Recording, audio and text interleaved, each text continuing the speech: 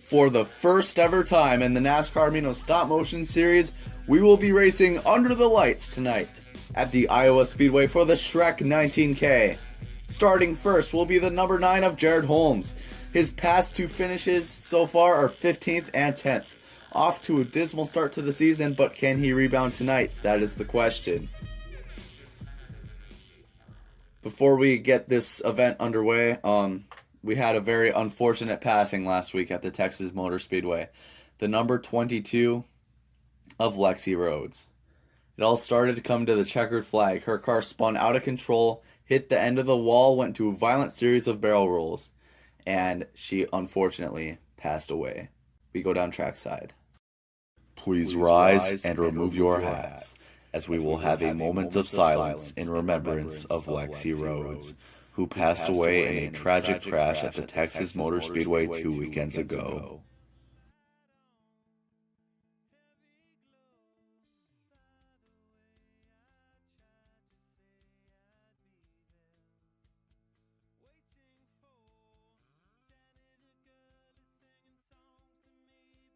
Thank you. Now we will get the command from the same person that always gives the command. Drivers, start your engines and get lit!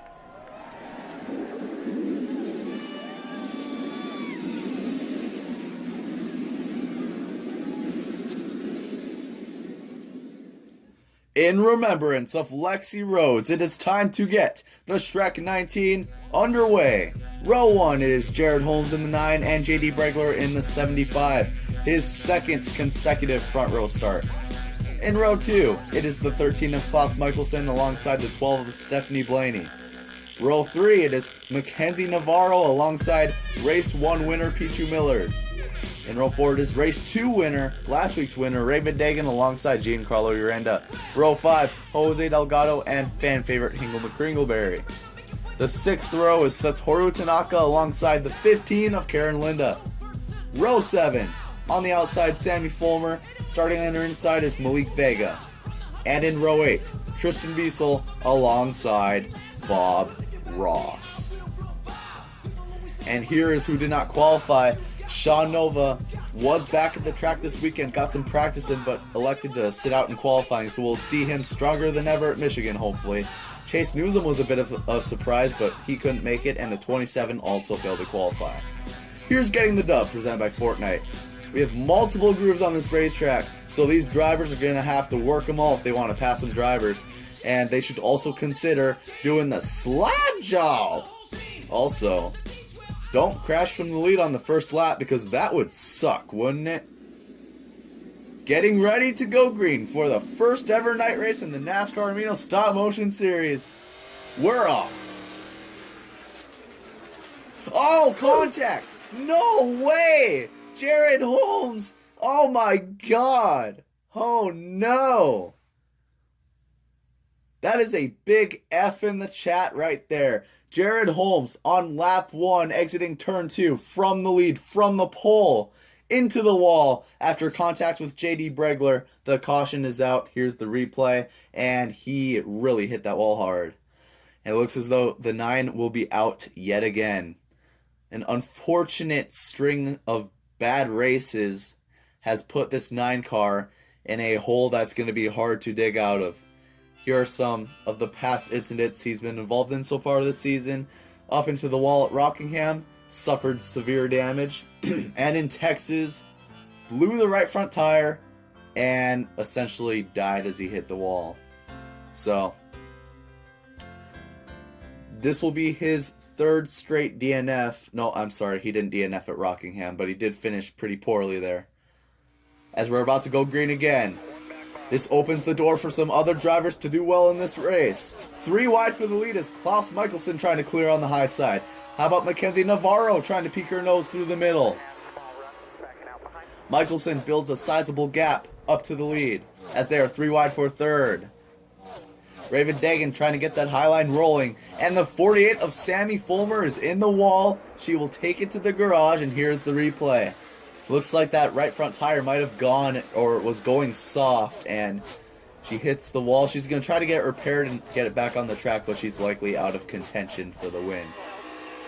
Klaus Michelsen doing well right now. Has led every lap so far and is 12th in the standings, so could really use a win right now. As they continue to race hard, and the 90 car, Satoru Tanaka, the most consistent driver in the series, has spun and smacked the wall in turns 3 and 4. The caution has come out for the second time in this race. And, the 48. In this replay, the 48 was just coming out of the pits, and they just ran out of room entering turn 3. And the 90 car goes for a spin, and whack-a-mo. Pretend I never said that. Well, the 90 car is out of the race, but we still got 14 drivers eager for this win. Stay tuned. We're going to have a 4-lap shootout when we return. Well, I was shopping for a new car. Which one's me? A cool convertible or an SUV?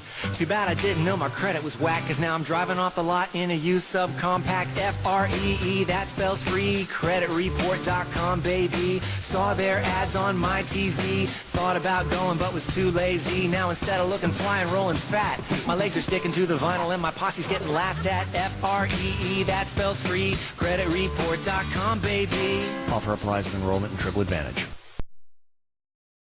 Now that's a classic right there, boys, as we're back under the green. 4 laps to go at Iowa. Raven Dagan trying to clear. There's some contact for the position, and they're going to go around again. The 98 and the 42 hard into the outside wall. The 28 of Hingle McCringleberry will take it to the garage.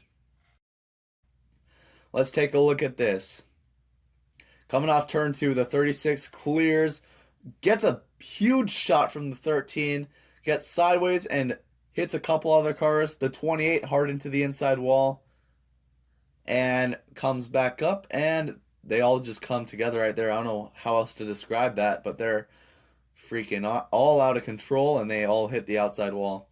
I think the 28 will be able to continue, but as for the 98 and 42, they're going to be out. As you see right there, they're in the garage. So, big rip right there. But come to the green, we have 2 laps left at Iowa, and hard into the wall. The 13 of Klaus Michelsen on the restart. A jam up on the outside line, and Klaus Michelsen is heavily damaged. The 87 gave the 13 a push, as you see in this replay, and it turned him sideways, and into the wall he went hard. Unfortunate end to the day for Klaus Michelsen. He might actually be able to repair that. They're taking it to the pit road right now. And it looks as though he's going to come back out, so he's going to try and finish this one out. As we are coming to a 1-lap to go shootout. Who's going to win at Iowa? Stephanie Blaney and Raven Dagan on the front row. Some contact on the inside line as they pile up again. Oh my goodness, this is just turning into a complete, I don't even know anymore.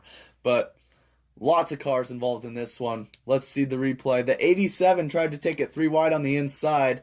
And that, I can't believe the 12 car saved that, but washes up, and then that's a lot of damage on a lot of these lead cars. And then behind him, the 75 gets turned by the 4. The 04 gets turned at, hard hit on the 15. Tristan Biesel nowhere to go.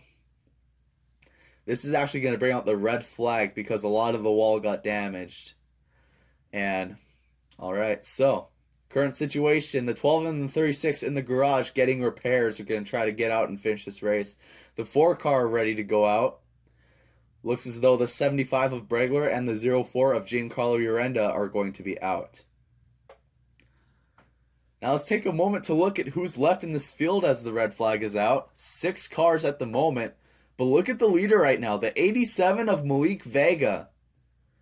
Currently 13th in the point standings, and is leading for his first time in his career.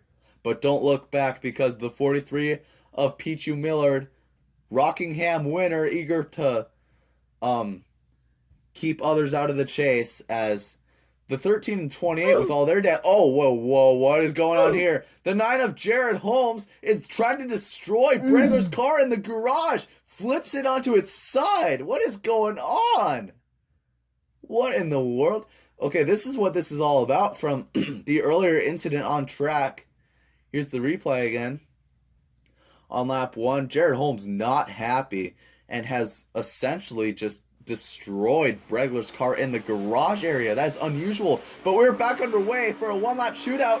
Malik Vega gets turned hard into the wall. The 43 back out front. Can he win? No, he's not. He gets turned into the wall. 3 wide to the stripe. Raven Dagan wins again. Holy moly. An insane finish to this Iowa race. And wow, I don't even know what to say, honestly. The 48 tried to squeeze into the middle line and the 87 came down. That's what happened there. And tough break for the 87 trying to get locked into the chase, but and here's the replay entering turn 3. The 28 just sent it and it did not end well. That's a big oof. And then coming through that, the 36 and 13 banging doors right there. That allows the 12 to get a run to the bottom side. Not enough, though. And the 36 of Raven Dagan pulls it off for the second week in a row by that much. So, Raven Dagan and the 36 has won at Iowa and will do a burnout on the front stretch. His second win of the season and second consecutive. He's going to be a serious threat for the championship. And he parks the car right next to the hashtag Rip Roads billboard. That is a cool sight.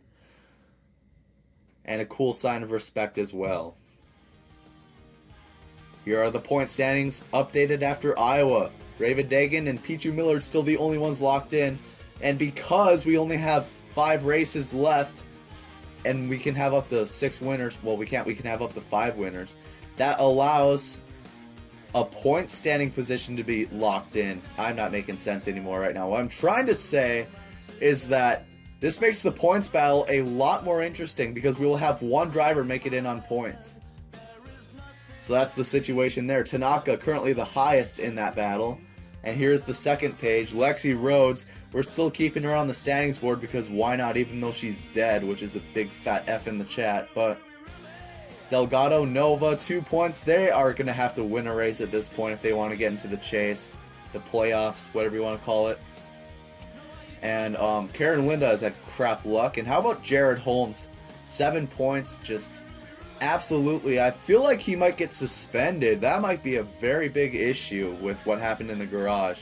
We'll have to see. Next race, we'll be at Michigan for the Clorox Bleach 29K. We will see you there.